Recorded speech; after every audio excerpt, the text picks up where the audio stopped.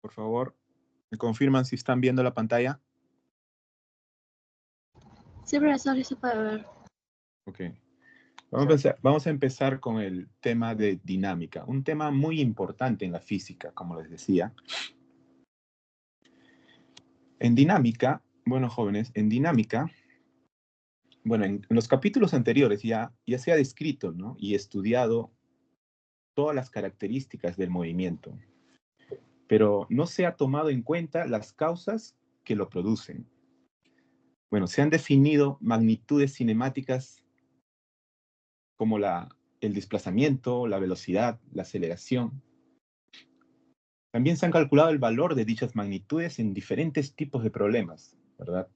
Pero solo haciendo un análisis cinemático.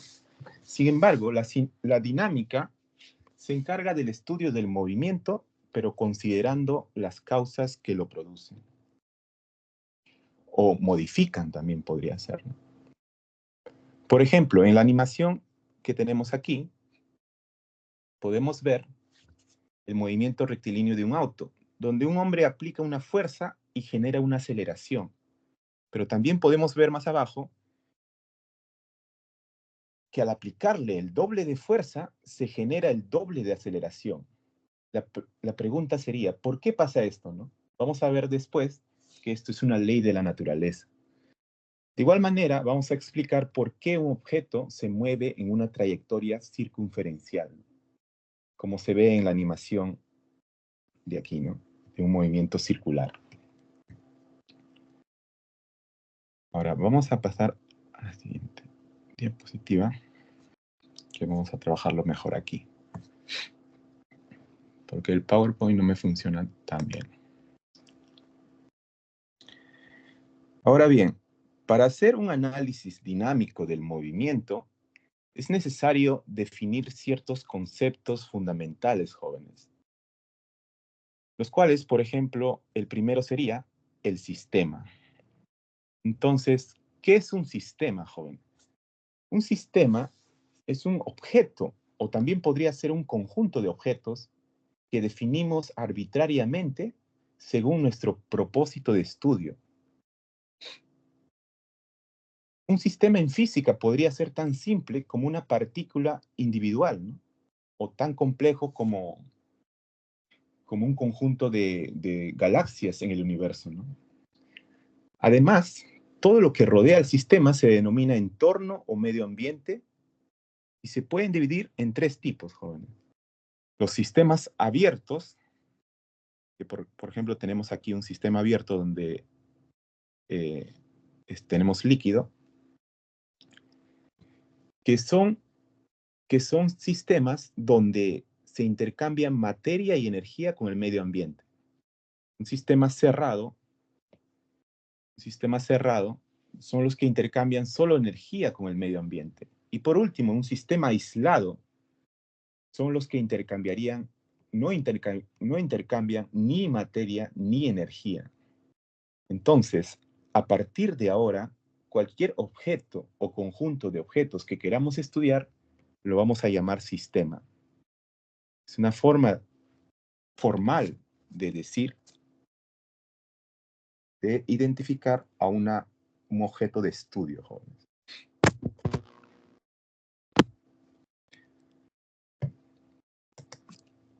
Otro concepto fundamental en dinámica es la fuerza.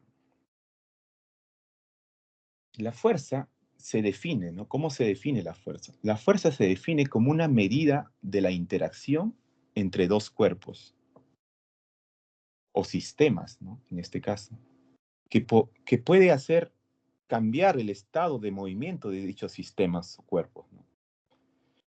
Para un sistema pueden haber fuerzas externas e internas. Las fuerzas externas son las influencias que ejerce el entorno sobre el sistema y las fuerzas internas son las interacciones entre los elementos del sistema. Por ejemplo, sobre el sistema cambión de esta figura, ¿qué tenemos? La tensión, el peso, la fuerza normal en cada llanta. en cada llanta. Son fuerzas externas. Son fuerzas externas.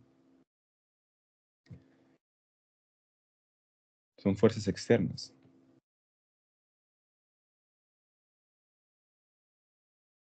Ya que son interacciones con el entorno, ¿no? Con el medio que lo rodea al camión. Pero también existen interacciones dentro del camión, ¿no? Podemos ver, ¿no? Podemos intuir, ¿no? Dentro del camión también existen interacciones, como por ejemplo las interacciones que existen entre la ventana y la puerta, ¿no? Pero estos serían interacciones dentro del sistema y por lo tanto serían denominadas fuerzas internas. Un ejemplo más claro para entender las fuerzas internas sería el ejemplo de un sistema átomo de hidrógeno, ¿no? Que vemos en esta figura. En este caso, la fuerza de interacción entre el protón y el electrón es una fuerza interna, ya que estamos definiendo el sistema átomo de hidrógeno como objeto de estudio. Pero si quisiéramos, por ejemplo, estudiar solamente el electrón, la fuerza de interacción entre el protón y el electrón se consideraría una fuerza externa, ¿no? Ya que queremos estudiar solo al electrón y en este caso se convertiría un sistema, ¿no? El electrón sería el sistema que queremos estudiar. Entonces, por lo tanto, un sistema es arbitrario, se define de acuerdo a lo que queremos estudiar. Ahora pasamos a la siguiente PPT. Otro concepto fundamental es la inercia. La inercia se define, ¿no? Como la propiedad que tienen todos los cuerpos a mantener su estado de reposo o de movimiento. La inercia es una característica fundamental de la materia, jóvenes, y está presente en todos los objetos, desde las partículas más pequeñas que existen en los átomos hasta los planetas y las estrellas. Es una propiedad universal. Esta propiedad es muy importante para entender el movimiento. Por ejemplo, la inercia de reposo se manifiesta cuando un cuerpo tiende a mantener su estado de reposo. Por ejemplo, en la figura, ¿no? Tenemos un camión que es jalado por 3 personas. Tiende a mantenerse en reposo. La inercia en movimiento se manifiesta cuando un cuerpo tiende a mantener su estado de movimiento. Por ejemplo, en esta figura, un niño aplica los frenos a la bicicleta, ¿no? Por no atropellar al perro, pero no aplica ningún freno a su cuerpo. Por lo tanto, su cuerpo va a mantener el estado de movimiento que tenía antes de aplicar los frenos, saliendo disparado de la bicicleta debido a la inercia, ¿no? Estos fenómenos físicos solo se pueden explicar considerando que la inercia de los cuerpos está presente. Es por ello que es muy importante en el análisis del movimiento. Siempre hay que tomar en cuenta la inercia.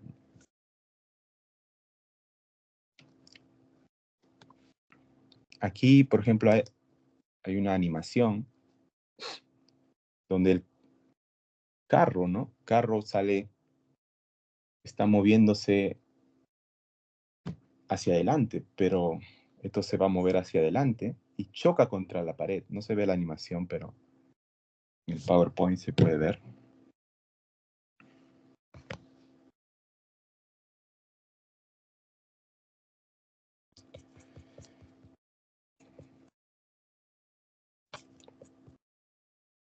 El PowerPoint vamos a ver, por ejemplo.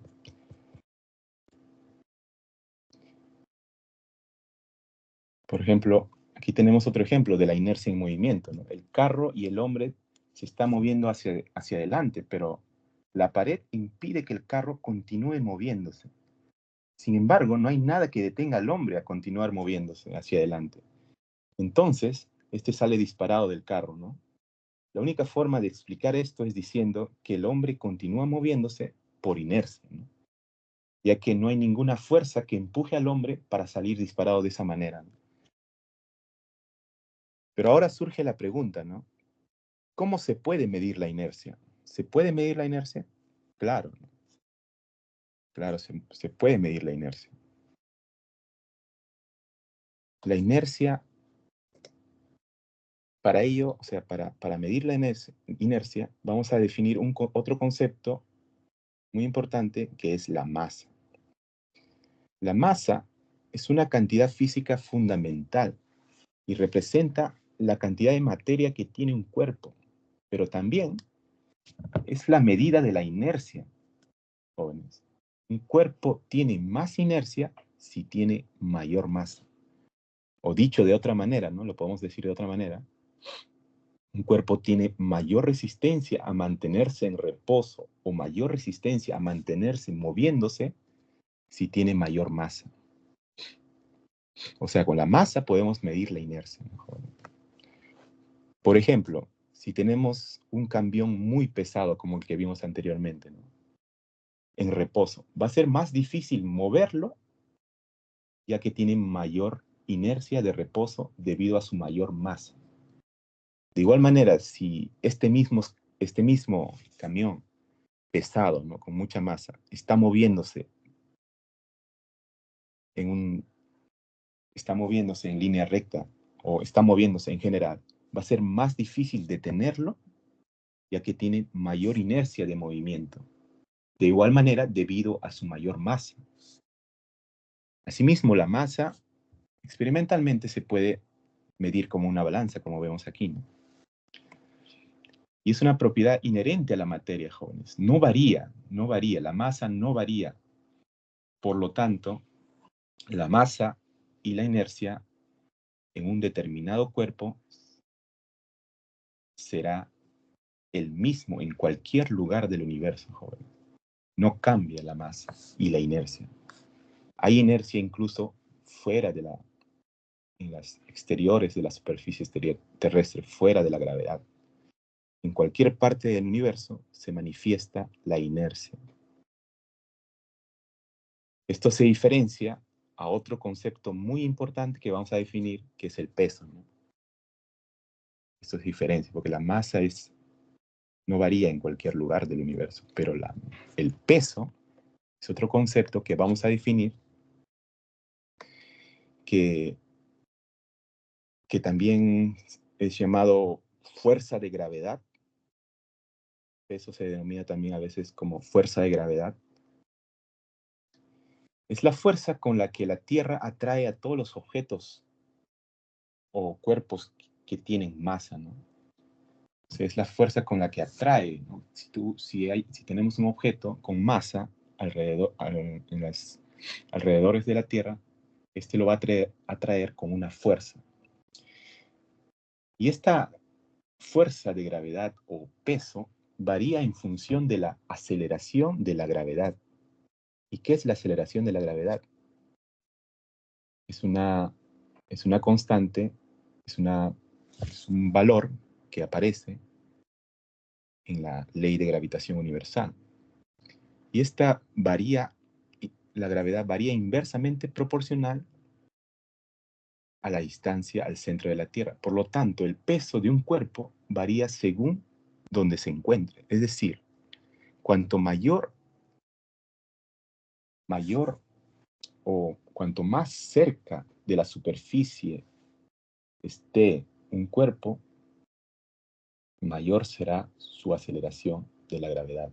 Cuanto más se aleje de la superficie, menor será su aceleración de la gravedad. A diferencia de la masa, ¿no? Que tiene el mismo valor en cualquier lugar del universo, ¿no? El peso varía en función a la distancia al centro de la Tierra, ¿no? O en función a la altura, ¿no? Al nivel de referencia de la superficie terrestre. La aceleración de la gravedad en la superficie terrestre es aproximadamente igual a 9.8 metros por segundo al cuadrado, ¿no? Esa es la aproximadamente igual. 9.8 metros por segundo al cuadrado. Pero para los problemas se va a considerar 10 metros por segundo al cuadrado.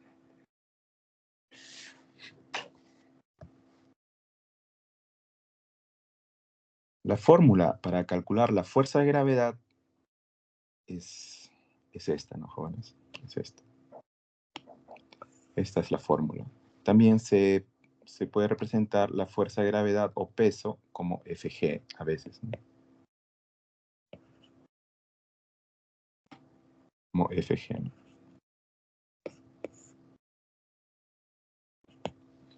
Como Fg. Bueno, para medir el peso se usa una balanza de resorte o un dinamómetro, ¿no? Eso es lo que se usa para medir el peso, ¿no? A diferencia de la masa, que se usa una balanza en equilibrio, ¿no? Con una unidad de medida. La fuerza de gravedad es una ley universal y es la fuerza que siempre aparece entre dos cuerpos que tienen masa y es detectable cuando al menos uno de los cuerpos es masivo. Por ejemplo, entre los cuerpos tierra y manzana que vemos aquí, ¿no? La Tierra es un cuerpo masivo, es por ello que la fuerza de gravedad es detectable. Así como hay fuerza de gravedad en la Tierra, hay gravedad en otros planetas. Y esta gravedad es diferente, ya que la masa en otros planetas es diferente. Esto se estudiará en el tema más adelante de la gravitación universal.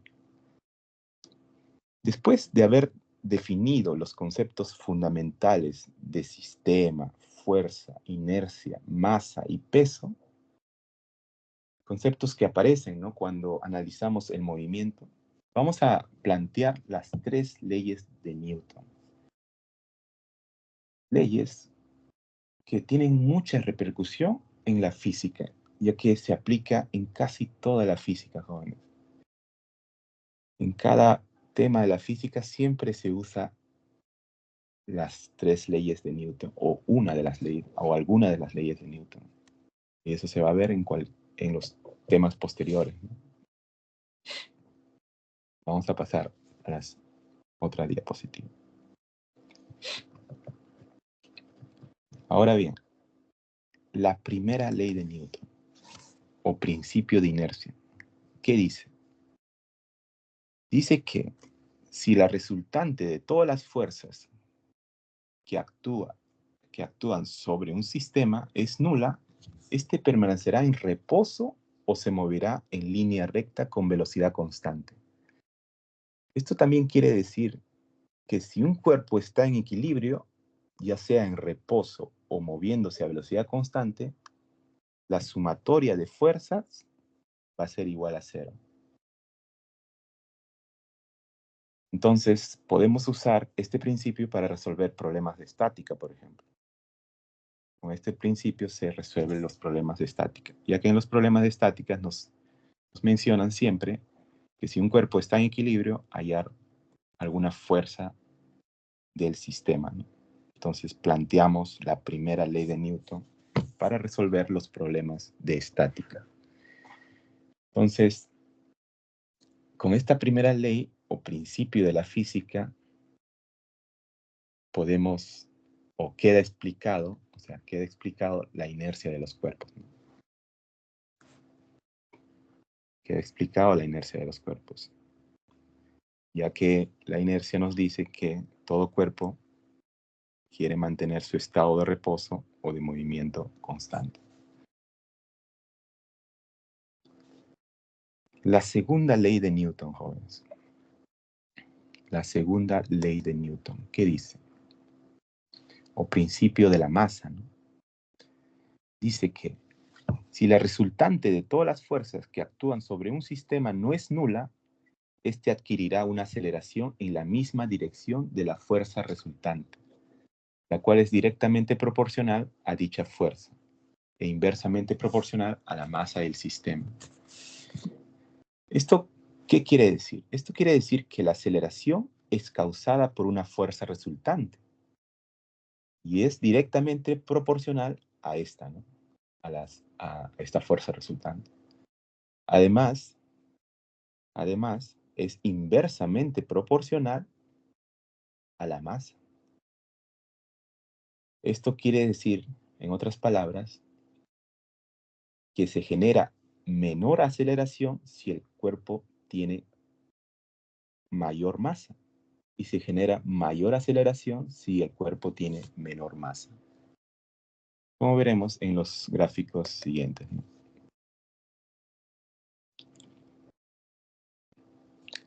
Aquí, por ejemplo, tenemos que en la parte de arriba, que si mantenemos la masa constante y aumentamos la fuerza, la aceleración aumenta de manera directamente proporcional a la fuerza, ¿no? Aquí es 3A, aquí es 3F. 2F, 2A. Y en la parte de abajo tenemos que si mantenemos la fuerza constante, aquí la fuerza constante, y aumentamos la masa la masa y aumentamos la masa, la aceleración varía inversamente proporcional con la masa.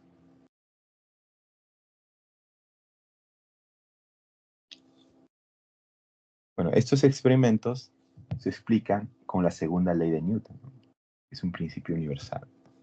Entonces se cumple, ¿no? En estos experimentos se cumplen la segunda ley de Newton.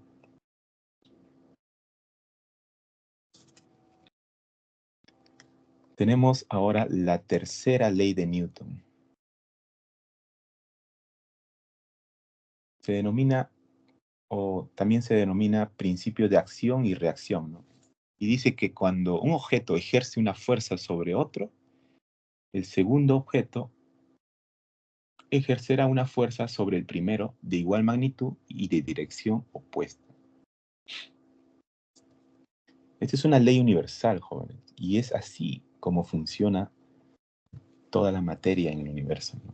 Cómo funciona el movimiento de un cuerpo en cualquier parte del universo. Esto quiere decir que no podemos aplicar una fuerza sobre un objeto sin que el objeto nos aplique una fuerza de igual magnitud. También podemos decir de una forma más bonita que no podemos tocar sin ser tocado.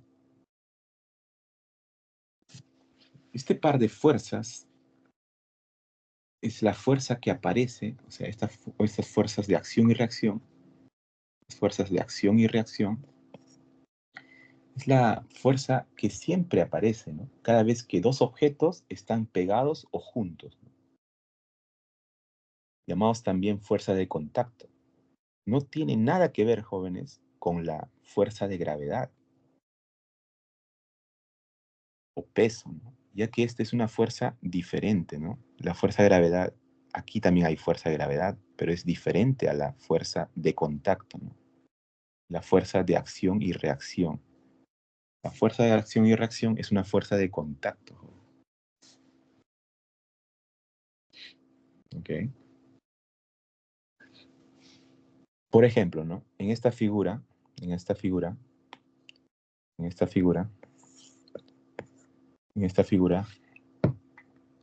tenemos un libro, ¿no? Que está apoyado o en contacto con la mesa.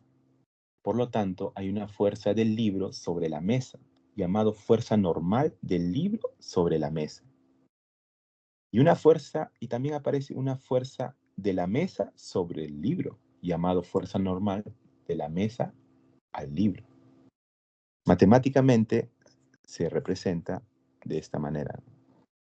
Normal de A sobre B es igual a normal de B sobre A, de B sobre A. Este signo aparece debido a que estas fuerzas son vectores, ¿no? En direcciones opuestas, ¿no? Si este vector es positivo, entonces el otro vector es negativo. o lo puedes tomar en sentido contrario, pero convenientemente siempre se toma los vectores que van hacia arriba son positivos y los vectores que van hacia abajo son negativos. De la misma manera, en esta figura, podemos ver que el zapato aplica una fuerza a la pelota, pero la pelota también aplica una fuerza al pie, ¿no? Y esto se representa de esta manera, matemáticamente. Entonces, eso sería la tercera ley de Newton, ¿no? Las tres leyes de Newton. Bueno, y las observaciones de estas tres leyes que se pueden concluir de estas tres leyes es que si la fuerza, por ejemplo, es cero, si la resultante de fuerzas es cero, entonces la aceleración es cero, ¿verdad? Por la segunda ley de Newton. Por lo tanto, la velocidad es constante. En consecuencia, el cuerpo tendría un mr1. Entonces, es la explicación, es la causa de que un cuerpo podría tener mr1, que es la sumatoria de fuerzas es igual a cero.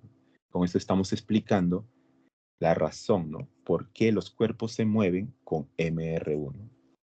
Eso sería la explicación, porque ahora justamente estamos estudiando las causas que producen el movimiento, ¿no? En este caso, el mr1.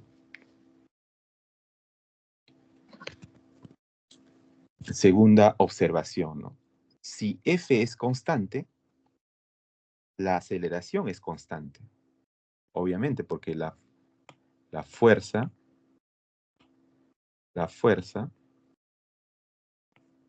es igual a masa por aceleración, ¿verdad?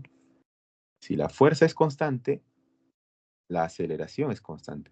Obviamente, manteniendo la masa constante, ¿no?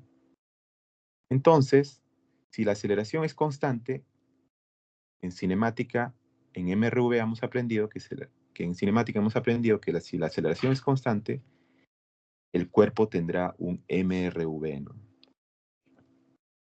Entonces, en los problemas de academia solo se considera a la fuerza constante.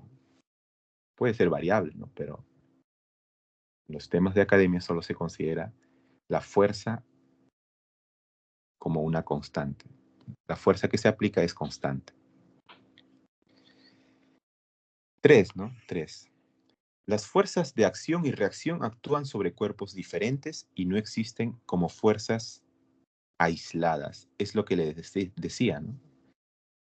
La fuerza de acción y reacción aparece como una fuerza de contacto, ¿no? Y siempre, en general, jóvenes, toda fuerza siempre tiene su par, o sea, su correspondiente fuerza de reacción, ¿no?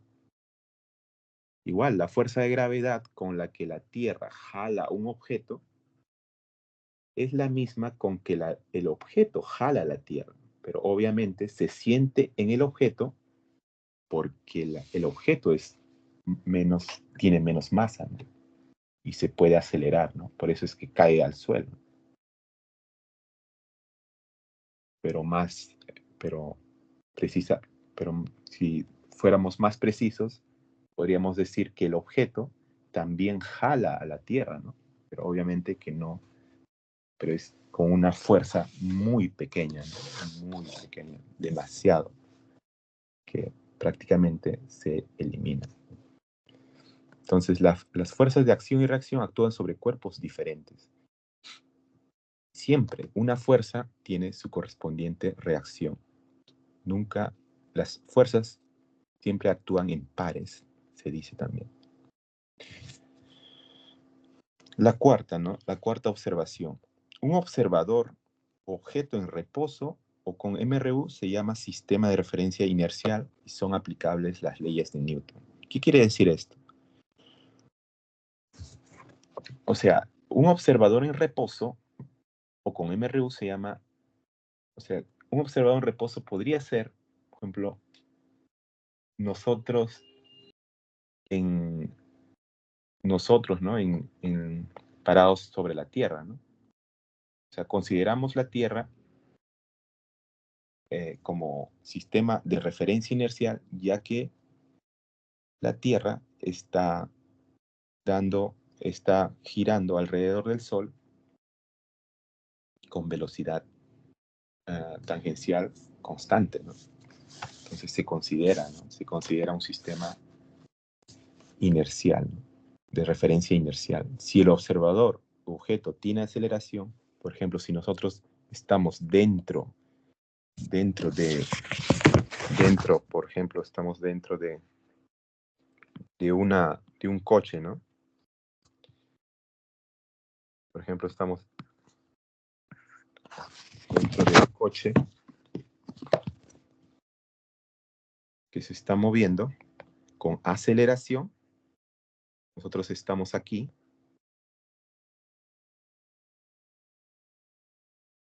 Nosotros estamos aquí. Si vemos, por ejemplo, caer un cuerpo, si vemos caer un cuerpo, en este cuerpo, si nosotros estamos en un sistema acelerado, no se va a cumplir las leyes de Newton, ¿no? Porque es un sistema no inercial.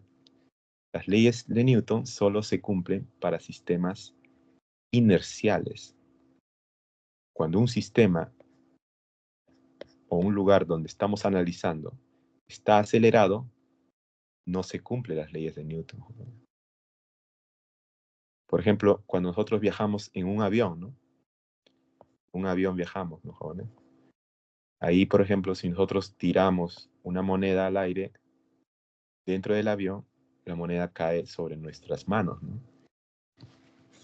En este caso, en el avión, cuando se está moviendo a velocidad constante, se cumple, ¿no? las leyes de Newton, porque el avión en algún momento alcanza una velocidad constante. Por eso es que la moneda cae a tus manos, ¿no? Pero si el avión o el coche, un sistema está acelerando, la moneda no va a caer a tus manos, porque no se va a cumplir las leyes de Newton. Entonces, eso sería para los sistemas de referencia inercial, son los sistemas que se están moviendo con MRU, y los sistemas de referencia no inercial son los sistemas que están acelerados, ¿no? En esos sistemas no se cumplen las leyes de Newton.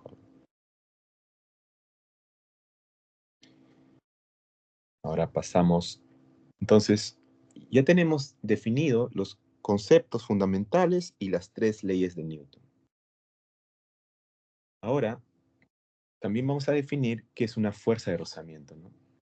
Una fuerza de rozamiento es una fuerza que aparece cuando intentamos mover algo sobre una superficie rugosa. O sea, siempre, obviamente, en cualquier parte, en cualquier tipo de objeto, en cualquier tipo de superficie, siempre hay rugosidad, aunque digan que es cero, ¿no? Aunque siempre nos digan que es cero, es algo ideal. Siempre existe rugosidad en cualquier superficie, joven. Incluso en los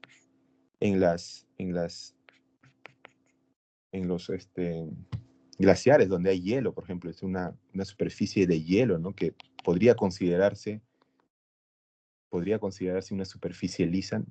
Incluso ahí hay rugosidad. Pero para los problemas siempre se consideran rugosidades cero, a veces, porque es un estudio ideal, ¿no, joven? Un estudio ideal. Entonces, la rugosidad es la causante de una fuerza de rozamiento, ¿no? Cada vez que intentamos mover algo sobre una superficie rugosa, vamos a tener una fuerza de rozamiento o fricción que se va a oponer al movimiento que deseamos realizar. Siempre, siempre. Eso obviamente es en la vida real. En los problemas nos van a dar a veces superficies lisas. Debemos tener en cuenta que esas superficies lisas son ideales.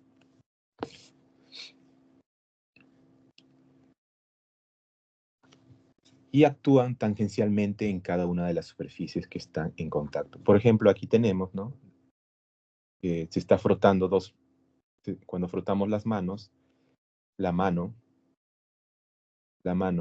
aquí también nosotros podemos decir que hay fuerza de contacto, ¿no? Obviamente es perpendicular siempre a la superficie, ¿no? Pero aquí estamos hablando de la fuerza de rozamiento solamente. Entonces, la fuerza de rozamiento es la fuerza que aparece al intentar mover la mano en esta dirección, ¿no? En esta dirección, en esta dirección. Entonces, siempre aparece una fuerza de rozamiento que la mano de abajo le ejerce a la mano de arriba, ¿no? A la mano de arriba, ¿no? O mano derecha, ¿no? Pero también hay, como les dije, siempre las fuerzas actúan en pares, pero también es la acción y reacción. Siempre la fuerza de acción y reacción está cuando tenemos fuerzas. Siempre que haya fuerzas, tenemos que pensar en la acción y reacción, en la tercera ley de Newton, joven. Entonces, es la mano izquierda o la mano de abajo le aplica una fuerza a la mano derecha, pero la mano derecha también le aplica una fuerza a la mano izquierda de abajo. Y obviamente estas fuerzas se llaman fuerza de rozamiento, ¿no? Estamos hablando de la fuerza de rozamiento. Entonces, aquí planteamos la ley de la fricción, ¿no? Entonces, ¿qué dice la ley de la fricción? La ley de la fricción es simplemente para explicar la fuerza de rozamiento, ¿no?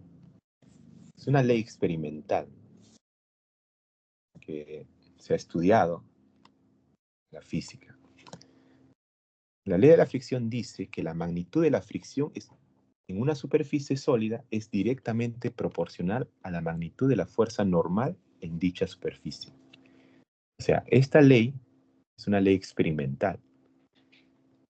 Se ha, se ha, se ha probado experimentalmente a través de muchos experimentos que la fuerza normal, la fuerza de fricción es directamente proporcional a la normal en dicha superficie. Entonces, eso no tenemos que demostrarlo, es una ley, jóvenes, experimental. Entonces, matemáticamente se representa como F es igual a mu por la normal. La normal se representa como la letra N, con una letra N, o a veces también lo vamos a representar como Fn. Fn.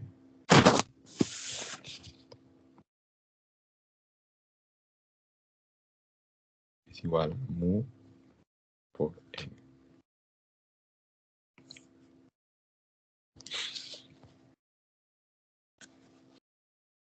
No, fuerza de rozamiento, no, perdón. Fuerza de rozamiento va a ser igual a mu sobre la fuerza normal. Entonces tenemos que analizar varias situaciones, ¿no? Donde aparece la fuerza de rozamiento, ¿no? La primera situación donde aparece la fuerza de rozamiento es cuando un bloque está siendo empujado, ¿no? Sobre una superficie rugosa, obviamente, ¿no? Que hay ¿no? Está siendo empujado sobre una superficie rugosa. Entonces, si el bloque está siendo empujado sobre una superficie rugosa, y hemos dicho que siempre aparece una fuerza de rozamiento. Siempre aparece una fuerza de rozamiento. Pero ¿cuál es el valor de esa fuerza de rozamiento? El valor de la fuerza de rozamiento, cuando nosotros empujamos un bloque, siempre tiene el mismo valor que la fuerza con la que empujamos. Pero no siempre. Tiene el mismo valor hasta justo hasta hasta un momento donde el cuerpo está a punto de moverse, joven. sea, tiene el mismo valor al inicio, ¿no? Pero llega un punto donde el cuerpo está a punto de moverse y la fuerza de rozamiento se denomina fuerza de rozamiento máximo. Y tiene otro valor, ¿no? Tiene otro valor. Tiene otro valor. Y cuando cuando vencemos esa fuerza de rozamiento máxima, el cuerpo empieza a moverse, pero la fuerza de rozamiento no desaparece, sino se convierte en una fuerza de rozamiento cinética o una fricción cinética. Entonces, la fuerza de rozamiento que vamos a estudiar o que se va a utilizar en los problemas es la fuerza de rozamiento estática y cinética. La fuerza de rozamiento estática y cinética. Entonces, la fuerza de rozamiento estática es la fuerza de rozamiento que aparece justo antes que el bloque empiece a moverse, justo antes. Cuando la velocidad es 0 y al siguiente segundo va a tener otra velocidad, va a tener una velocidad diferente, ¿no? Entonces, ese es el movimiento inevitable o justo antes de moverse, ¿no? La fuerza de rozamiento estático es la fuerza que aparece justo antes de moverse. Pero antes hay fuerza de rozamiento también. Pero esta fuerza de rozamiento es una fuerza de rozamiento que es igual a la fuerza con la que empujamos, ¿no? Pero va a llegar un momento donde es máximo, ¿no? Y después que pasemos la fuerza de rozamiento máximo, va a aparecer la fuerza de rozamiento cinética. Y como ya sabemos la ecuación para calcular la fuerza de rozamiento, entonces podemos calcular la fuerza de rozamiento máximo y la fuerza de rozamiento cinética. Entonces, en general, las observaciones serían, en general, cuando se intenta mover el bloque, la fricción estática o sea, cuando se intenta mover el bloque, la fuerza de rozamiento estática es menor, ¿no? Es menor a la mu sub s por n. Es menor. Y mu sub s se denomina coeficiente de fricción estática. Cuando el bloque está por moverse, aparece la fuerza de rozamiento máximo, ¿no? Y se calcula por esta fórmula, ¿no?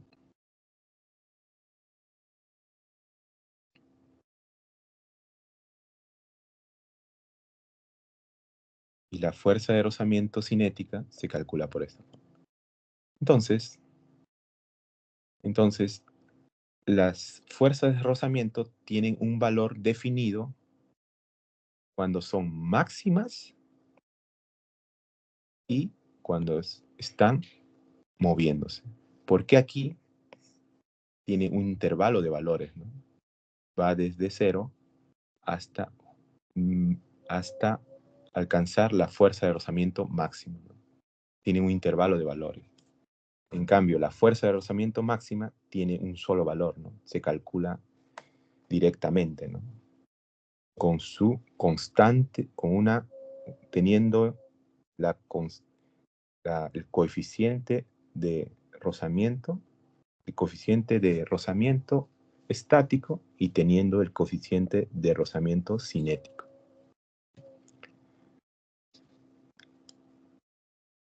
El coeficiente de fricción cinético es mu sub c, ¿no? Mu sub c. Ahora tenemos la observación 4. El coeficiente de fricción depende de la naturaleza de las superficies en contacto, obviamente, ¿no? O sea, el coeficiente de fricción es un coeficiente que está definido para cada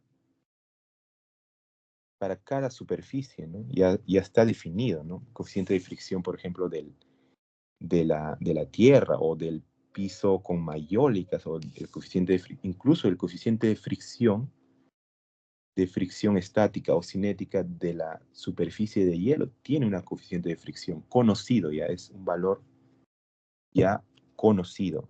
Entonces, eso te dan siempre en los problemas. Es por ello que siempre te dan en los problemas. Por lo común, normalmente se tiene que el coeficiente de fricción está en el intervalo entre 0 y 1, ¿no? Es mayor o igual que 0 y menor o igual que 1. O sea, ¿qué pasa cuando es 0? No existe, o sea, es una superficie lisa, ¿no? Obviamente podemos encontrar, ¿no? Pero siempre hay rugosidad, como les dije, ¿no? Pero que en forma general se pone que el coeficiente es mayor o igual a 0, es cuando 0 es cuando es liso, y menor o igual a 1, y 1 es cuando la fuerza de fricción es igual a la fuerza normal, ¿no? O sea, ese sería el límite, ¿no? Cuando la fuerza de fricción cinética, fuerza de fricción, sería igual a la normal, ¿no? Cuando el coeficiente sería 1, ¿no? Eso obviamente puede darse, ¿no? Puede darse. Pero nosotros siempre vamos a estudiar que los coeficientes son menores, ¿no? Menores que 1 y mayores que 0, ¿no?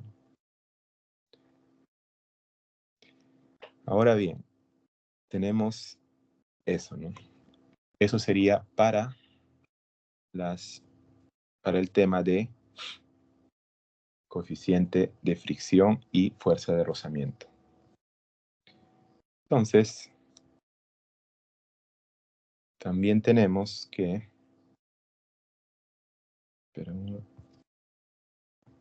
también tenemos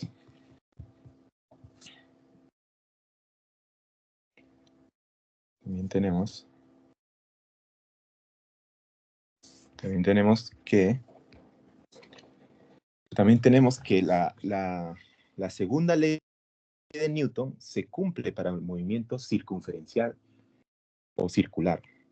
¿Y cómo se cumple esto? Que la fuerza centrípeta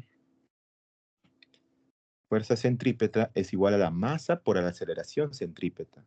Y esto es igual, como ya sabemos que la aceleración centrípeta es igual a b cuadrado sobre r, tenemos que, entonces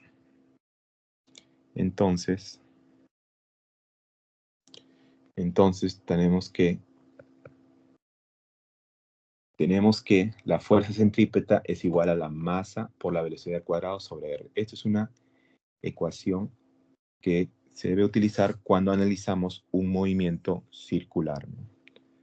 Ya que esto sería la causa, la fuerza centrípeta sería la causa para que los objetos o móviles se muevan en un movimiento circunferencial, por la segunda ley de Newton. Entonces, las observaciones para un movimiento circular serían que la fuerza opuesta a la fuerza centrípeta se llama fuerza centrífuga, ¿no? La fuerza centrífuga es una fuerza que no se utiliza, ¿no? No se utiliza, pero se considera que existe cuando nosotros estamos dentro del móvil que está realizando un movimiento circular, ¿no? Ya que aparece en los sistemas no inerciales. Claro, aquí dice, ¿no? En la mecánica clásica se considera una fuerza ficticia o aparente, ¿no? Que tiende a alejar a los objetos del centro de rotación.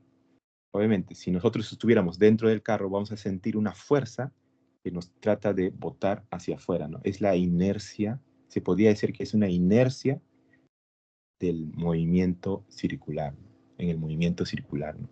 Pero no es una fuerza como tal, es una fuerza ficticia, ¿no? Una fuerza ficticia que no se considera cuando nosotros analizamos el movimiento desde un desde un sistema fuera del movimiento, ¿no? Si estamos dentro, obviamente debemos considerarlo, pero si estamos fuera, nosotros siempre analizamos los problemas estando fuera, ¿no? Analizamos los problemas estando fuera del movimiento circular, ¿no? Por eso es que no se considera, pero existe, ¿no? Podemos decir que existe una fuerza ficticia que aparece cuando nosotros estamos dentro del auto, por ejemplo, en este caso, ¿no? Es una fuerza ficticia que aparece, ¿no? Es una inercia en el movimiento circular, ¿no? Entonces, la fuerza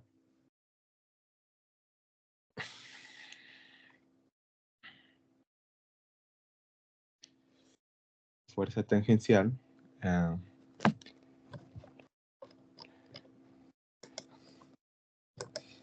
la fuerza tangencial es la fuerza en un MRV, ¿no? En un movimiento rectilíneo, MCUV, ¿no? En un MCV aparece que la velocidad tangencial está variando, por lo tanto, esta variación de velocidad es debido a que hay una fuerza tangencial que le está haciendo variar su velocidad, ¿no? Haciendo variar su velocidad tangencial. Entonces, esta velocidad tangencial, esta fuerza tangencial es parte de la resultante de fuerzas, ¿no? Tenemos que en cualquier movimiento circular existe una fuerza centrípeta, pero en el MCV existe una fuerza tangencial. Por lo tanto, la fuerza total es la suma de la fuerza centrípeta más la fuerza tangencial. Solo en el MCV. Y en el MCU, la fuerza resultante, la fuerza total, sería igual a la fuerza centrípeta, ya que no existe fuerza tangencial, ya que su velocidad tangencial en el MCU no varía, ¿no? En movimiento circular uniforme, sí. Entonces, las observaciones serían: el movimiento circular está determinado por la fuerza resultante, ¿no? Entonces, esto es, ¿no? Sí. Como les dije, ¿no? Y para calcular, el movimiento circular está determinado por la fuerza resultante. En particular, el MCU, la fuerza tangencial es igual a 0. Por consiguiente, como les dije, la fuerza total es igual a la fuerza centrípeta. En general, o sea, para calcular la fuerza total, se usa la raíz cuadrada de las fuerzas, ¿no? Por Pitágoras, ¿no? Aquí no, por Pitágoras se calculan. Entonces, eso sería la teoría para movimiento, para la dinámica lineal y para dinámica circular. ¿Alguna pregunta, jóvenes, para pasar a los problemas?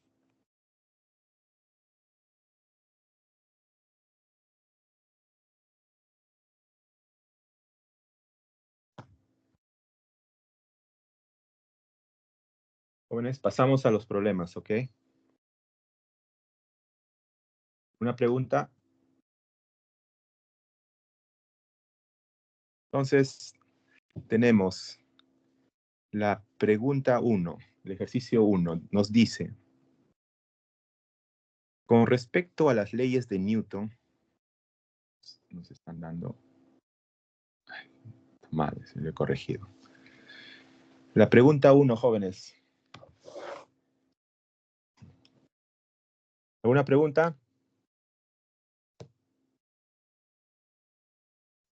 La pregunta 1. Con respecto a las leyes de Newton, indicar la verdad o falsedad de las siguientes proposiciones. Cuando la resultante de todas las fuerzas que actúan sobre el sistema es nula, este permanecerá siempre en reposo. Esto sería falso, ¿verdad, jóvenes? Porque si la resultante de fuerza sobre un sistema es nula, este permanecerá en reposo o moviéndose con MR1.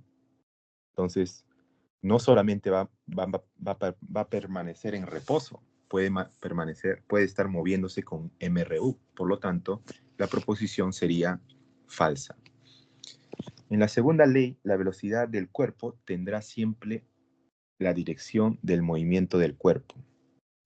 Eso sería verdadero, jóvenes, ya que en la segunda ley, la dirección del movimiento está en la dirección de la aceleración. Y la aceleración es la que define la dirección de la velocidad. Por lo tanto, la velocidad tiene la dirección del movimiento. Por lo tanto, la proposición sería verdadera. Cuando un cuerpo ejerce una fuerza sobre otro, el segundo cuerpo ejerce una fuerza sobre el primero. O sea, la proposición 3 dice que en la tercera ley las fuerzas de acción y reacción actúan sobre cuerpos diferentes. Eso sería verdadero también. Entonces la clave sería la E, ¿no? Ya que cuando un cuerpo ejerce una fuerza sobre el otro, el segundo cuerpo ejerce una fuerza sobre el primero. O sea, actúan en cuerpos diferentes. Siempre la acción y reacción actúan en cuerpos diferentes.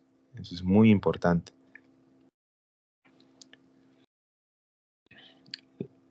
El problema número 2.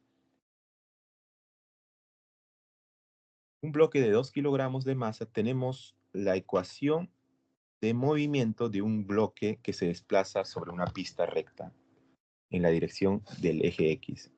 La ecuación del movimiento es esta, donde X se mide en metros, obviamente, y T en segundos. Determine la magnitud de la fuerza resultante que actúa sobre el bloque. Entonces, si tenemos un bloque donde se cumple la ecuación, X igual a menos 2 más 4T cuadrado, tenemos un bloque donde se cumple esta ecuación, entonces nosotros sabemos por teoría de MRV, si un bloque tiene esta ecuación, tiene la ecuación de posición con el término cuadrático del tiempo, entonces decimos que es un bloque que está moviéndose con MRV, por lo tanto, con aceleración. Entonces, si comparamos la ecuación general de la posición con la ecuación que nos dan como dato, vamos a determinar que la aceleración, vamos a decir que un medio de A es igual a 4, ¿no? Y aquí va a salir, entonces, A es igual a 8. Entonces, aquí tenemos, ¿no? A es igual a 8. Comparando las ecuaciones, ¿no? Entonces, menos 2, ¿qué sería? Sería la posición inicial, ¿no? Ya que el tiempo, no puede, ya que la velocidad inicial probablemente es 0, ¿no? En este movimiento, ¿no? Aquí se deduce que la posición inicial es menos 2. Porque es el término independiente de la ecuación de posición, ¿no? Es un término independiente, solo un número, ¿no? Entonces podemos concluir también que la velocidad inicial de este móvil que se está moviendo con esta ecuación es menos 2, ¿no? Aquí está, ¿no? Al inicio habrá estado en X igual a menos 2 y se está moviendo en el eje X positivo. Entonces, ahora nos piden, determine la magnitud de la fuerza resultante que actúa sobre el bloque. Entonces, si el cuerpo está acelerando, es debido a una fuerza, ¿no? Entonces, ¿cuál es esa fuerza, no? ¿Cómo se calcula esa fuerza? A través de la segunda ley, ¿no? La fuerza resultante es igual a la masa por la aceleración. Tenemos la masa que vale 2 y hemos hallado la aceleración que vale 8, entonces, por lo tanto, la fuerza resultante que está haciendo al cuerpo moverse con esa ecuación de MRV es 16 newton. ¿Alguna pregunta, jóvenes? ¿Todo claro?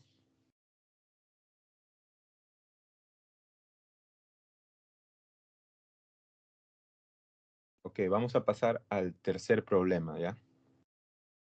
Tercer problema. Dice, la figura 1, dice, hay dos figuras, ¿no? Donde nos muestra la fuerza que se desplaza.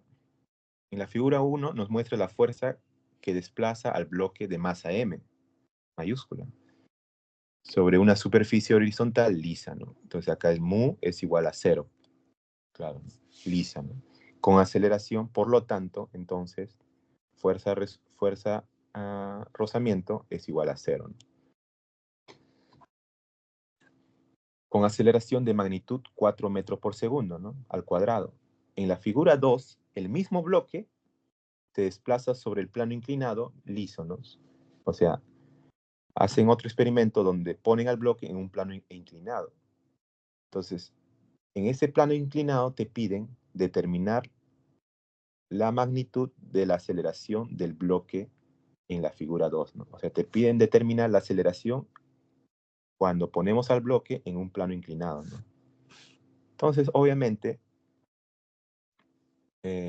si nos están hablando de aceleración, ¿quién genera una aceleración? La fuerza, ¿no? La fuerza resultante, ¿no? Una fuerza resultante genera una aceleración.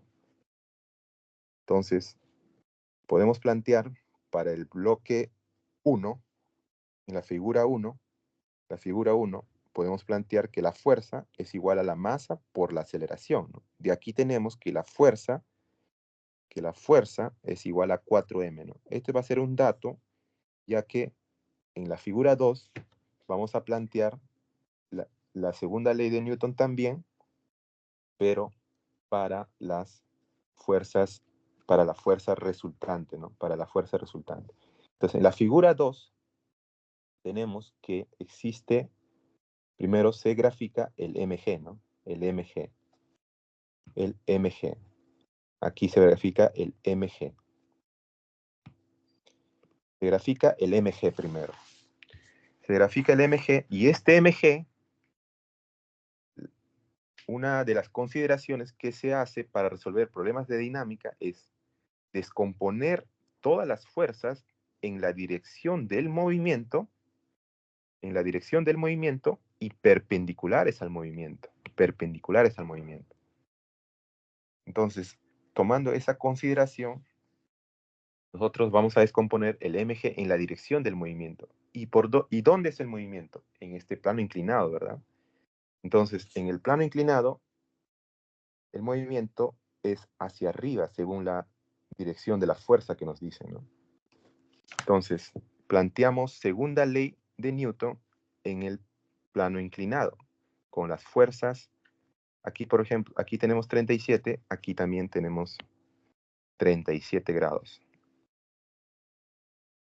Claro, eso es 90, 37 aquí, ¿no? De aquí el mg se descompone como mg coseno, donde llega el ángulo es el coseno y donde no llega el ángulo es el seno, ¿no? Entonces, ya tenemos descompuesto la fuerza de gravedad mg. Entonces planteamos segunda ley de Newton en el plano inclinado. Entonces sería, ¿no? La fuerza que va en la dirección hacia arriba, positivo, 2F, esta sería positiva, esta sería positiva, menos la fuerza negativa, que sería mg seno de 37, ¿no? Ahora, obviamente aquí no existe la fuerza de rozamiento, por lo tanto, es 0. Entonces, son las dos únicas fuerzas que actúan en el movimiento. Esta fuerza resultante, esta suma de fuerzas, es igual a la masa del bloque por la aceleración. Entonces, 2F nos dan, F es una variable que hemos calculado aquí, ¿no? Entonces la podemos reemplazar, ¿no? Aquí, ¿no? Aquí la podemos reemplazar como 4m, ¿no? 2 por 4m. Menos mg, seno de 37, es 3 quintos, ¿no? Solo reemplazamos seno de 37 3 quintos, nos daría la masa por la aceleración prima que queremos calcular, ¿no? Entonces aquí tendríamos que si reemplazamos, ¿no? Aquí, ¿no? Si reemplazamos 10 a la gravedad, entonces sería 2, y acá sería 1, ¿no? Entonces de aquí sale 2 por 3, 6, ¿no? Por eso sale m por 6, ¿no? Igual a masa por aceleración. De aquí despejando, podemos eliminar m, y aquí sale 2 por 4, 8, menos 6, y aquí salía 2, ¿no? Entonces, por lo tanto, tenemos la aceleración es igual a 2 metros por segundo al cuadrado. La pregunta 4, jóvenes. Una pregunta sobre el problema 3. La pregunta 4 nos muestra un bloque de 2 kilogramos de masa que se desplaza sobre una superficie horizontal, ¿no? Rugosa. Ahora sí nos hablan de rugosidad. Por lo tanto, si hay rugosidad, hay una fuerza de rozamiento. Entonces, dice que se desplaza en la dirección del eje X positivo, dicen. Entonces, probablemente el eje X positivo está aquí, ¿no? En esa dirección se está desplazando, probablemente, ¿no?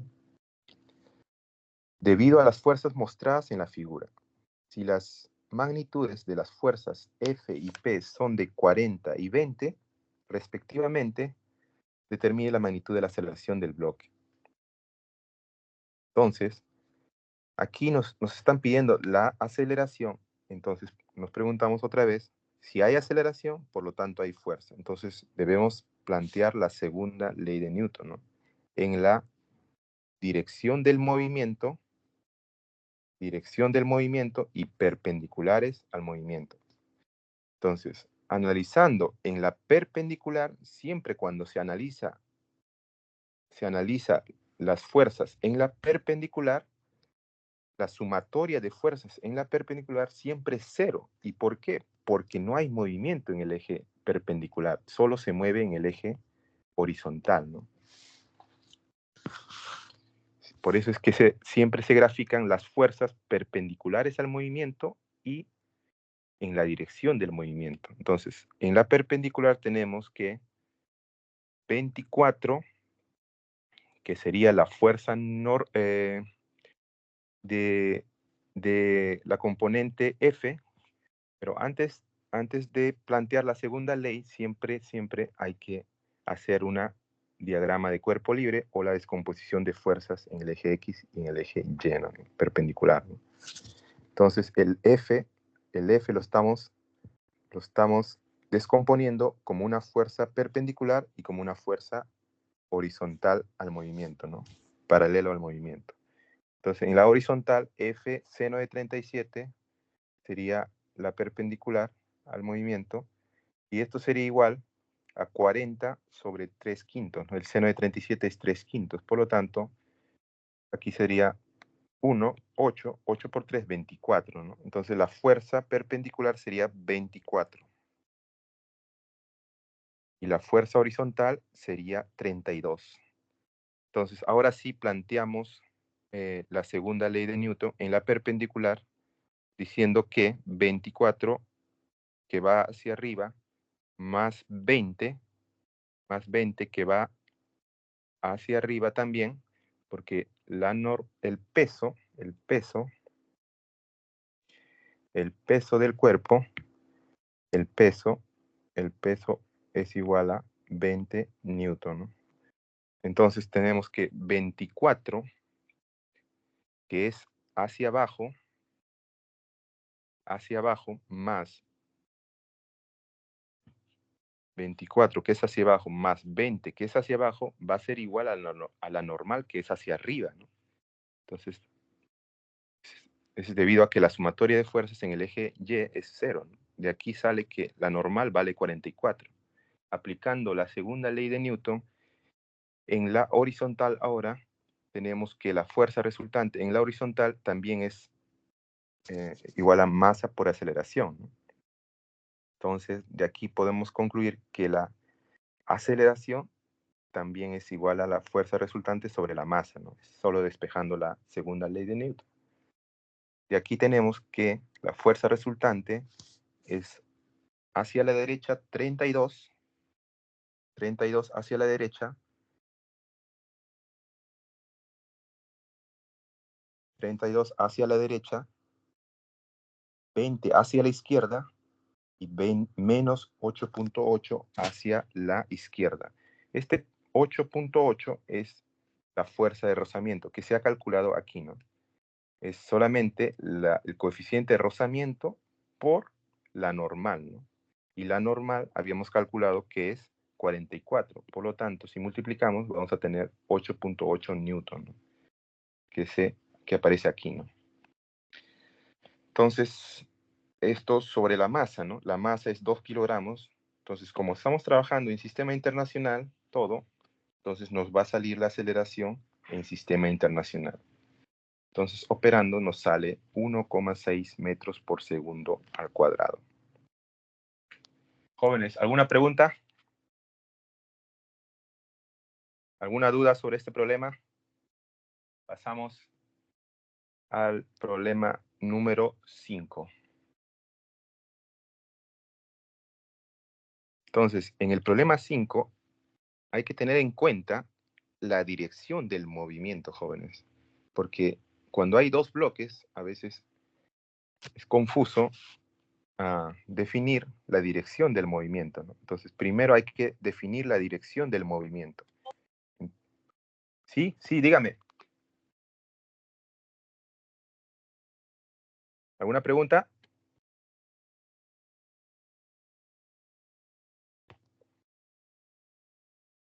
Ok, continuamos. Entonces, la figura muestra a los bloques A y B de masas 1 kilogramo de A.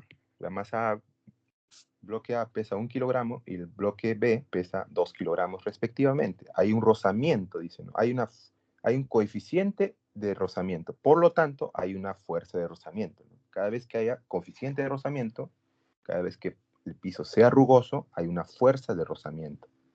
En este caso, va a ser dinámico, ya que se está moviendo, dice, ¿no?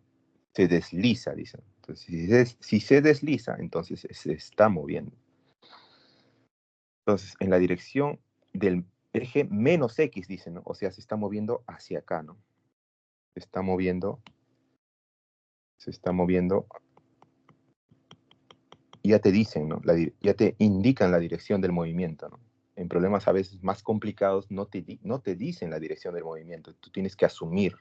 Pero en este problema, como es un poco más práctico, te dicen ya la dirección del movimiento. ¿Ok?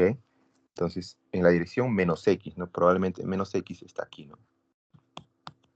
Menos X.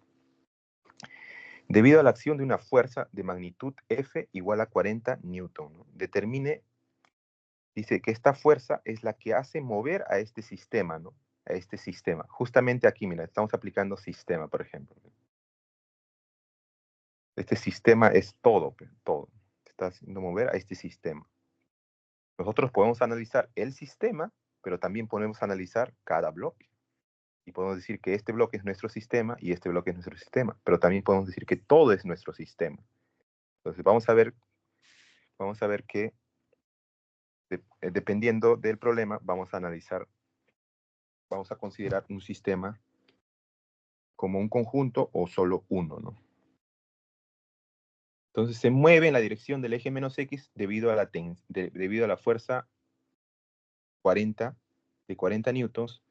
Dice, determine la tensión, dice, nos pide la tensión, dice, de la cuerda que une los bloques, ¿no?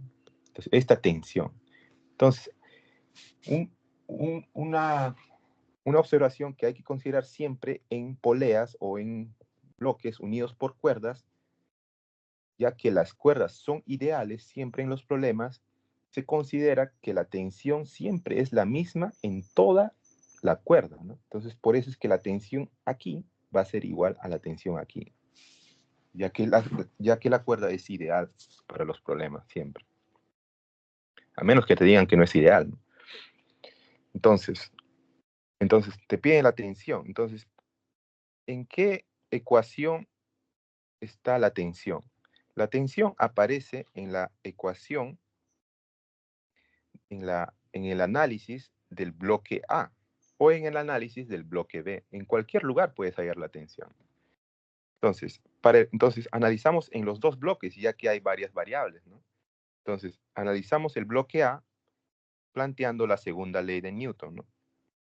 Que dice, ¿no? 40, que es hacia la derecha, menos 2, que es la fuerza de rozamiento calculado para este bloque, ¿no?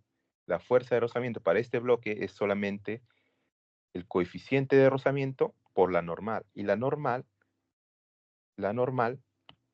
es simplemente la normal más 10 newton es igual a 0. De ahí que la normal, menos 10 newton es igual a 0. De ahí que la normal es igual a 10 newton.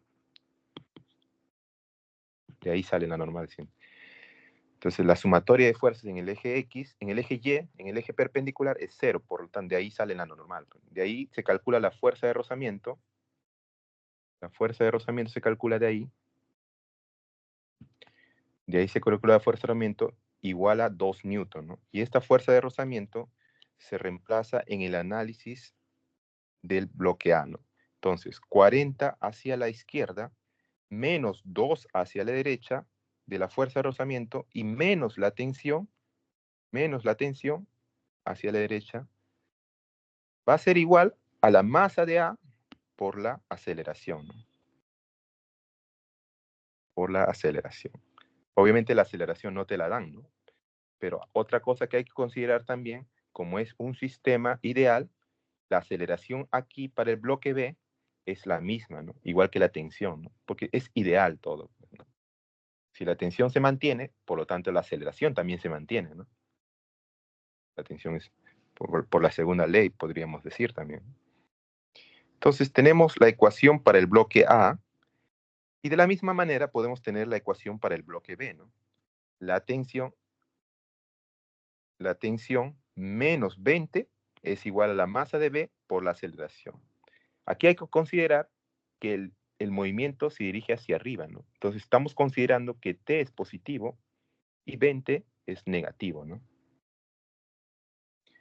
Entonces, porque no puedes hacer 20 menos T igual a masa por aceleración, ¿no? Tienes que considerar que el bloque se está yendo hacia arriba. Entonces, por eso aparece la ecuación T menos 20 es igual a 2A, que es la masa del bloque B por la aceleración, que es la misma, ¿no? Aquí, ¿no? Entonces, teniendo estas dos ecuaciones, podemos restar, ¿no? Restamos las ecuaciones, o sea, solamente hallar, ¿no? Es matemático, ¿ya? Ya hemos planteado las leyes, ahora resolvemos matemáticamente. Solamente restamos o sumamos en este caso, ¿no? Sumamos, ¿no? Sumamos. Cuando sumamos, se van los t's. Aquí sería 38 menos 20, sería 18 igual a 3A. De aquí A sale igual a 6, ¿no? 6 metros por segundo al cuadrado. Y es esta la magnitud de la aceleración, que es igual para los dos bloques. Con la aceleración ya podremos calcular la tensión, ya que reemplazaríamos en la ecuación para el bloque B o en la ecuación para el bloque A. O sea, reemplazamos en la ecuación del bloque B. T menos 20 es igual a 2 por 6. Entonces, tenemos que T es igual a 32 newton. ¿Alguna pregunta hasta ahí? Eso sería la respuesta C, ¿no? La clave sería C. ¿Alguna pregunta, jóvenes? ¿Todo claro?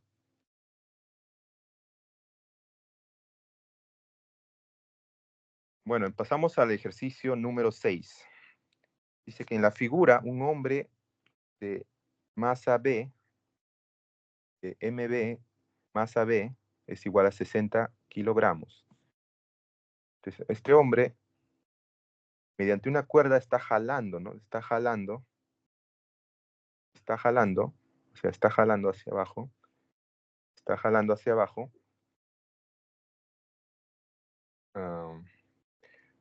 Acelera en forma vertical en la dirección del menos X, dicen. O sea, está moviéndose hacia abajo, ¿no? Está moviéndose hacia abajo.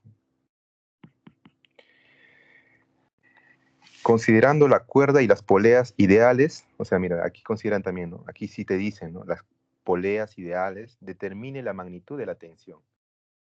Obviamente siempre te tienen que decir que son ideales, ¿no? Porque si no, la tensión no es igual, pues. Entonces, como son ideales, la tensión aquí, en cualquier punto de la cuerda, es igual, ¿no? Entonces, sí. Entonces, la tensión aquí es igual a la tensión aquí. La tensión aquí es igual a la tensión aquí. Entonces, solamente graficamos la tensión y la gravedad, ¿no? No hay más fuerzas que estén actuando sobre el hombre y la masa. Sobre el hombre actúa la gravedad y la tensión, y sobre la masa, sobre el bloque actúa la gravedad y la tensión. Entonces, simplemente se plantea la segunda ley para el bloque, para la persona primero, que sería 600 menos la tensión, ¿no? ¿A qué sería igual eso? A la masa del hombre B, que sería 60 kilogramos por la aceleración. Ahora, para el bloque B, para el bloque A, se plantea la segunda ley también, que es la tensión menos 400 newton es igual a 40 A, ¿no? Que es la masa del bloque A, ¿no? 40, ¿no? 40 kilogramos. Entonces, teniendo estas dos ecuaciones, se hace lo mismo que hicimos anteriormente, ¿no? Sumar, ¿no? Si sumamos, se van las T's, quedaría 200 igual a 100 A. Y aquí la aceleración saldría 2 metros por segundo al cuadrado. Entonces, teniendo la aceleración, ya podemos calcular la tensión, ¿no? Porque en la ecuación para la persona y el bloque, tenemos que, por ejemplo, para el bloque A, tenemos que T menos 400 es igual a 40 por A, ¿no? Y A vale 2, ¿no? Entonces, tendríamos aquí 40, ¿no? 40 por 2, ¿no? Entonces, T sería igual a 480 newton. Despejando, ¿no?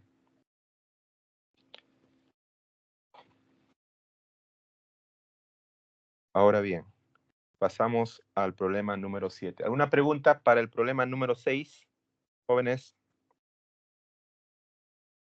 Eso serían los problemas para dinámica. Y ahora pasamos con los problemas para dinámica circular. La figura muestra, o sea, tenemos un bloque que está moviéndose en una circunferencia en la horizontal, ¿no? Y tenemos un fierro que está sosteniendo una cuerda para que ese bloque se mueva, ¿no? Entonces dice aquí, entonces el cuerpo esférico de masa m unido a una cuerda ideal de longitud L de 100, se dice la longitud es igual a 100 metros, 100 centímetros, hay que considerar 100 centímetros no es igual que metros, entonces hay que siempre trabajar en sistema internacional. En sistema internacional la longitud se mide en metros, ¿no? Pues vamos a poner por ahora 100 centímetros ahora, pero no hay que olvidar, ¿no? Trabajar con metros siempre. A un punto fijo, dice, si dice que se mueve en un plano horizontal. Si el ángulo está en 37, aquí tenemos un ángulo de 37, entonces θ es 37, entonces si nosotros bajamos la perpendicular, tenemos que, si acá es 37, acá es 53 y acá es 37 también, ¿no?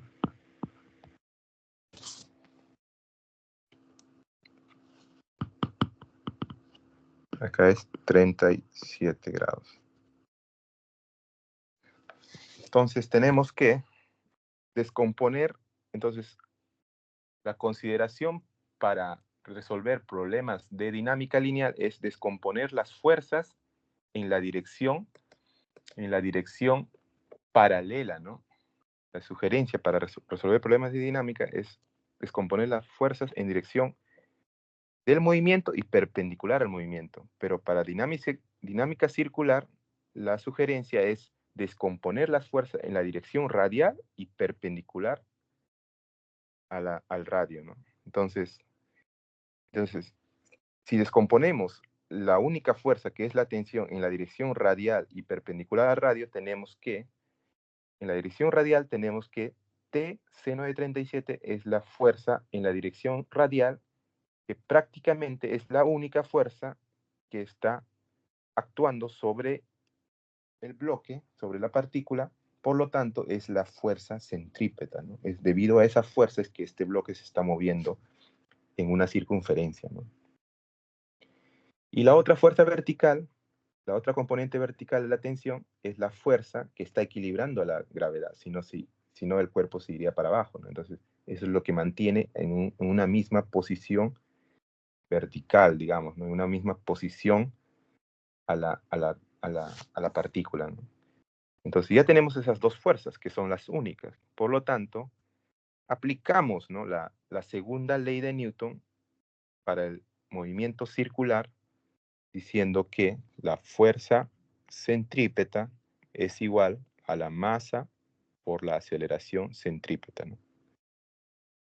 Y esto es igual a la masa por la velocidad al cuadrado sobre r. Entonces, en el eje radial tenemos T seno de 37 grados. T seno de 37 grados es igual a 10, es igual a la masa, que es m, por la velocidad que no nos dan, pero lo vamos a considerar b cuadrado, sobre r, que no nos dan, pero que sí nos dan. No vamos a reemplazarlos ahora, pero vamos a reemplazarlo con r. Tenemos la primera ecuación, que es para el eje radial, y en el eje tangencial también tenemos la ecuación t coseno, que sería t cosenos es igual a la gravedad, ¿no? Es igual a 10m, ¿no? Que 10 es la aceleración de la gravedad y m es la masa, ¿no? 10m, por lo tanto, ¿no? Entonces tenemos las dos ecuaciones, ¿no? Y estas dos ecuaciones se pueden resolver dividiendo las ecuaciones, ¿no? Si dividimos las ecuaciones, perdón, si dividimos las ecuaciones, vamos a tener que el seno sobre coseno va a ser tangente, y la t se va a eliminar, la m se va a eliminar, y solo nos va a quedar b cuadrado sobre 10r. Sobre 10r. Entonces tendríamos la ecuación para la velocidad, ¿no? La velocidad tangencial en este caso. Que lo podemos despejar de esta manera, ¿no? Lo podemos despejar de esta manera. Como b es igual a raíz cuadrada de 10 por r por la tangente de 37. Donde reemplazando, tendríamos que 10r es el radio del movimiento circunferencial. Por lo tanto, podemos hallarlo de la gráfica, ¿no? Si acá es 60 centímetros, acá es 60 centímetros. Y si acá es 37, por ejemplo, vemos en este gráfico, si acá es 100, acá es 60, entonces 60 más 60 centímetros sería 1 metro, sería 120 centímetros, ¿no? Que es igual a 1.2 metros, ¿no? Que tenemos que ponerlo siempre en metros, ¿no, jóvenes? Entonces tenemos que 10 por 1,2 metros por la tangente de 37, que es 3/4, operando esta radicación, tenemos que la velocidad es 3 metros por segundo al cuadrado. Y la clave es la c, ¿no? ¿Alguna pregunta, jóvenes, hasta ahí? Solo aplicar la segunda ley de Newton para el movimiento circular. ¿Alguna pregunta, jóvenes? ¿Alguna duda?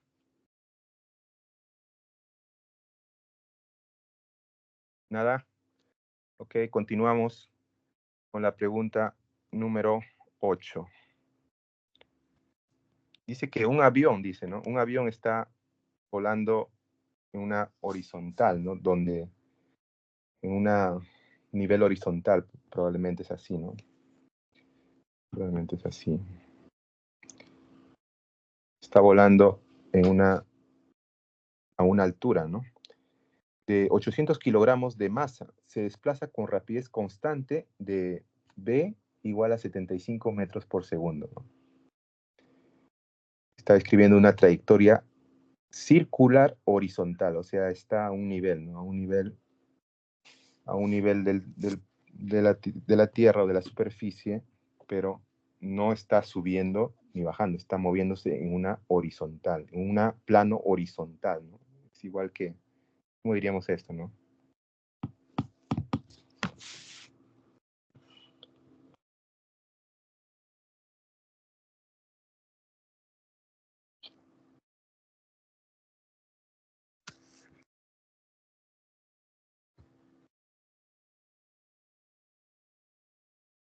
Está moviéndose en un plano horizontal, jóvenes.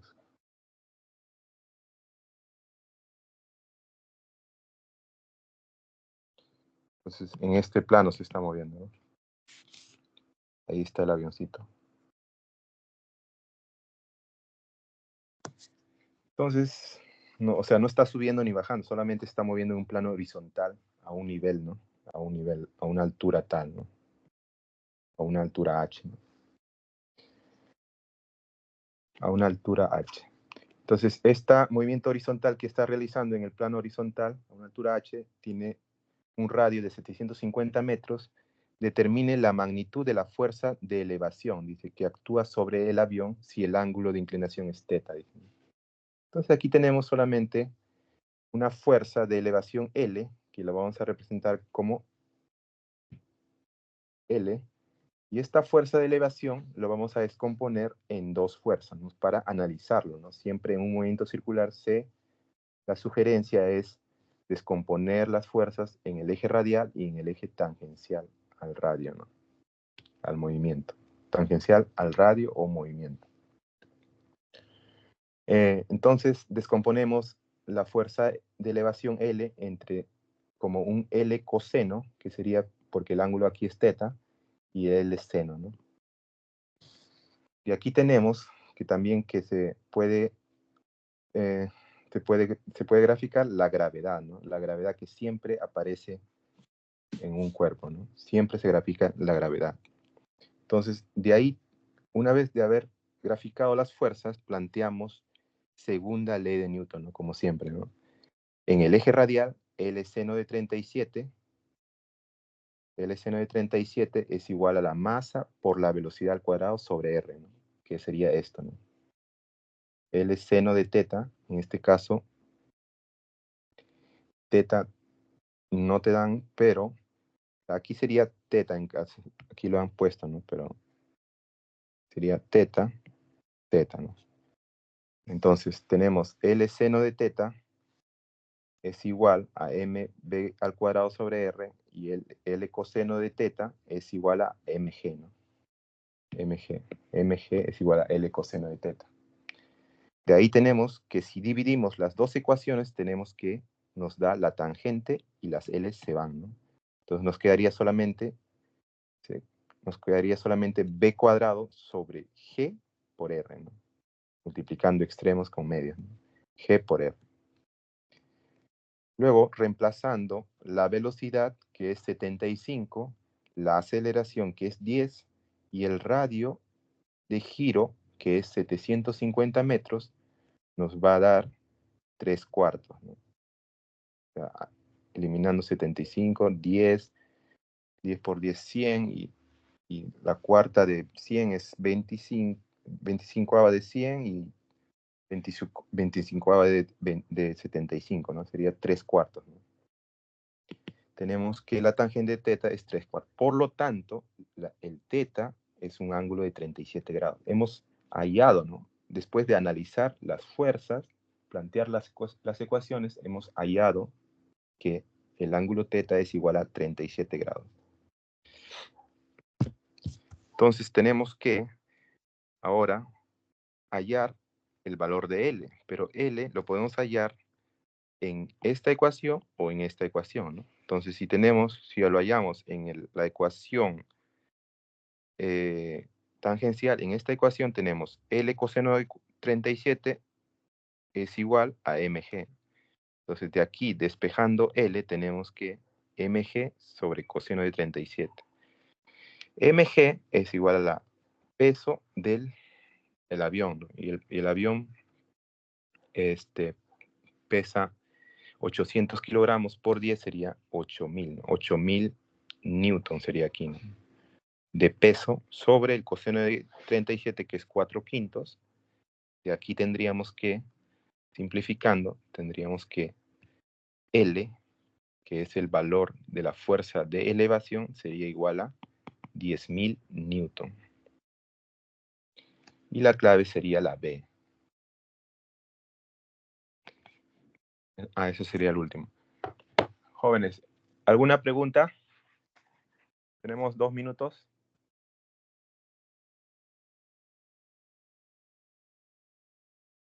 Jóvenes, ¿una pregunta?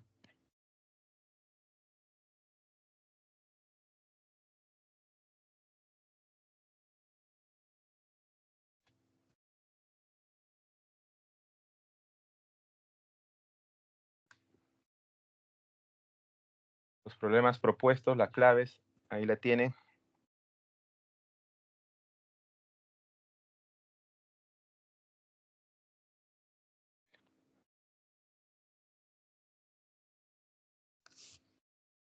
Jóvenes, ¿alguna pregunta? ¿Todo claro?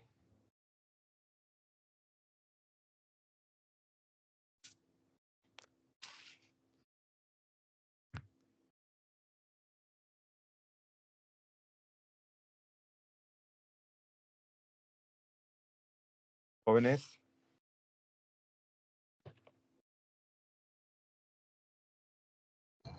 No, profesor, ninguna duda. Ya. Entonces, eso sería todo por esta clase. Problemas, las claves.